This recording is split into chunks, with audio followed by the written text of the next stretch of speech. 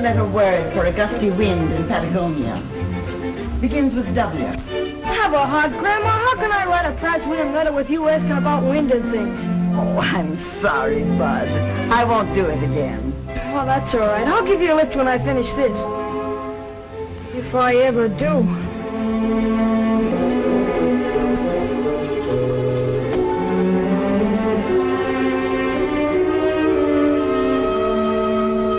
Say, Jim, what would happen if all the things Westinghouse developed first just disappeared? Well, suddenly, I mean. Well, it's easy. There'd be no electrical industry. It'll put the world back 50 years. Why do you ask? Well, I figured all the others would write about what they saw at the fair. So if I tell them what wouldn't be there without Westinghouse, I won't have any competition. You got something there, Bud. Go to it. Hey, wait a minute, Jim. I need some facts. All right. Just consider 3 out of the thousands of things we pioneered and where we'd be without them. Oh, just a second. All right, go ahead. First, alternating current, or AC as most people call it. It permits the economical sending of electric power long distances from where it's generated. Second, the steam turbines for use in the big power stations where electricity is made. And third, radio broadcasting. The Westinghouse station KDKA at Pittsburgh was the first to broadcast programs on a regular schedule. Do you think those are enough? Well, we make over 8,000 other products you could mention. I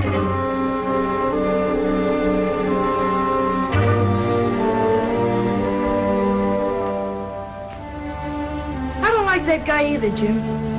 I didn't say I didn't like him. Well, he'd be surprised when a fellow like me finds out just keeping his eyes open. Jim, come over and talk to me. Sit down. How are you coming along? Well, I thought I was doing all right until Babs, well, turned from science to art. You're just like your father. He wasn't very smart where women were concerned either. It wasn't until he fell off the roof and broke his leg that your mother found out that she loved him. Do you think that'd help? I don't think it's necessary.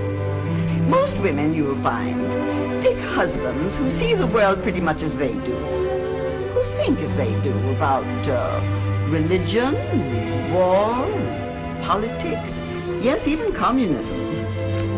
They do it unconsciously. It's bred into them from childhood.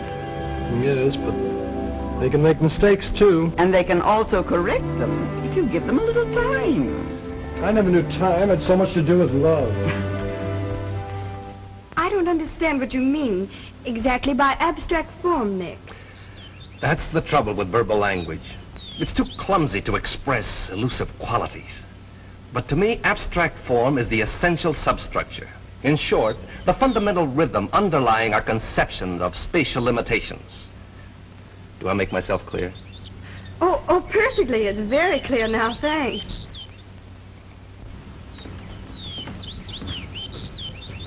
Say, this weather's almost as good as Indiana's.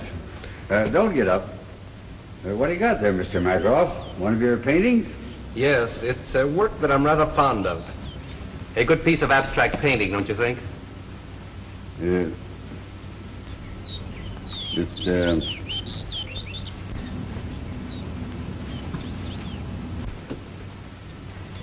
Oh. It's remarkable. Certainly got a lot of color. No doubt about that. What does it represent? Represent? Why, it doesn't represent anything. Why should it?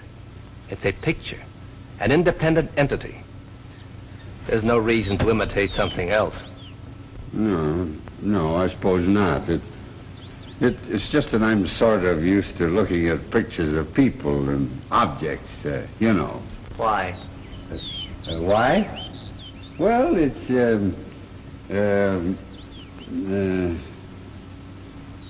why? If you want a house or a flower, you can go and look at them. Or if you want them represented, you can have them photographed. So why allow them to intrude into pictures? Yeah, I guess you're right.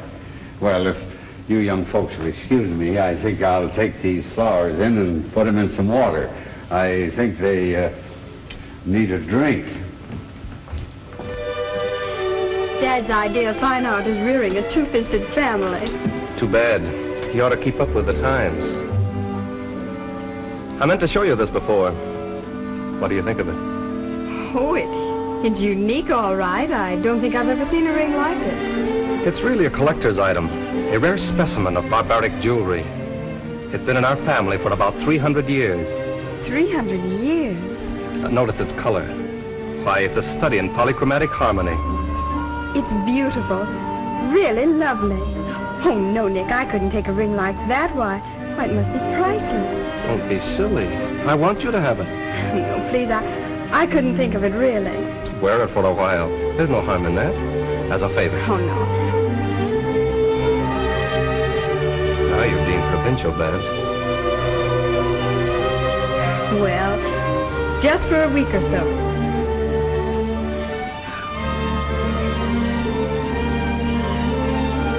How does it look? Now that you're wearing it, I can tell you. This ring has been for over a dozen generations. The official seal of betrothal in my family. Oh, I think the others would like to see it. Mother! Dad!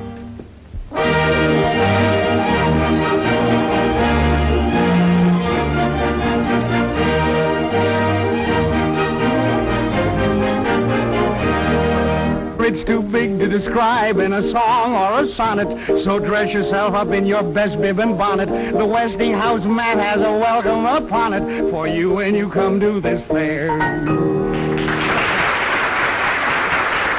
thank you.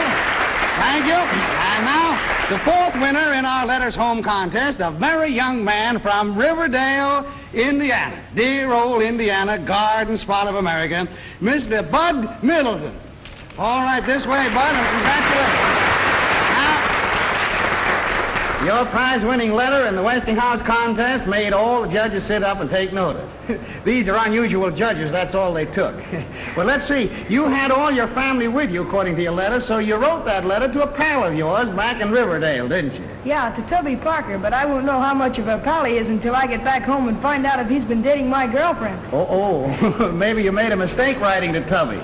Remember, he gets half of your money, you know. Oh, that's okay, but I'm serving notice. That's as far as our sharing goes. Well, that's fair enough. But tell me, Bud, what are you going to do with your prize money? Well, I think I'm going shopping for parts to make a shortwave radio set. There you are, folks, the boy of tomorrow. But no fooling, Bud. Really, you wrote a mighty interesting letter. It described how the fair would look without the electrical contributions of pioneers like Westinghouse. Imagine a fair without electricity. The folks? Hello, folks. But I'm going to spare the details that you went into in your letter, and suppose you just sum up what you said, huh? If it weren't for fellas like these Westinghouse engineers, what would this fair be like? Well, I don't think there'd be any fair. Well, that's fair enough, too, isn't it? And very much to the point. Thank you very much, Bud, for those kind words. But I believe our vice postmaster in charge of judges, our personable Miss Bennett, has the verdict ready as to the grand prize, our double award for the best letter of this week's crop. Am I right, Miss Bennett? Yes, I have it here, Mr. Perkins. And who, may I ask, is the lucky winner? The winner is Mr. Bud Middleton. Very good. Oh, boy, the jackpot! Electricity, here they come!